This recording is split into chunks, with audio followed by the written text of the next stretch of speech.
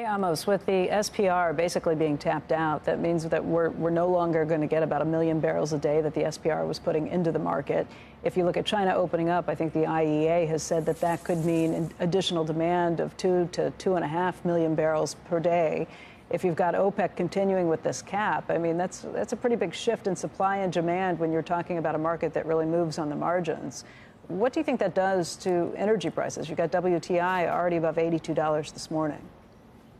Yeah, look, remember that we did the president ordered the 1 million barrel a day because of the emergency that we were suffering through a war at the time. And we were at about, $117 a barrel at our peak, or $120 a barrel at our peak. Today, WTI is, almost $40 below that. And even Brent is somewhere, I can't see the screen, but somewhere in the 87. higher 80s, 87, yeah.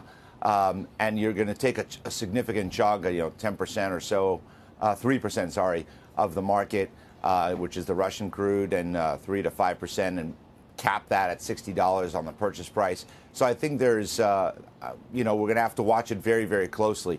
If there is an emergency, if there are storms or other reasons for emergency, we still have enough in the SPR to be able to respond to that. We've been acting very responsibly as far as taking out of the SPR what we needed for the emergency, but not more than what we should. So we still have 400 million barrels or so in the SPR. I think there are questions about that, though. We spoke last week with Mike Wirth from Chevron, and when he was speaking before the Economic Club in New York, he said there are real issues about how much more you can pump out of the SPR, just because if you take much more out, many of those caverns are already at the lowest level they've ever seen.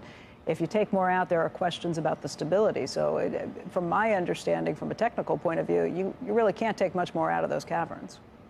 Well, I talk to Mike quite regularly, and I can say that I think on the stability of the caverns, we're doing okay. There's going to be some maintenance, but that is not a concern. We still have enough oil that we can release additional oil from there if we need to. We're not going to do that unless we need to, but we have enough to be able to respond to any emergency. And as we've said, does an emergency include higher prices, or does that only include a storm shutdown? Because there's been a lot of criticism about it being used for high prices to this point.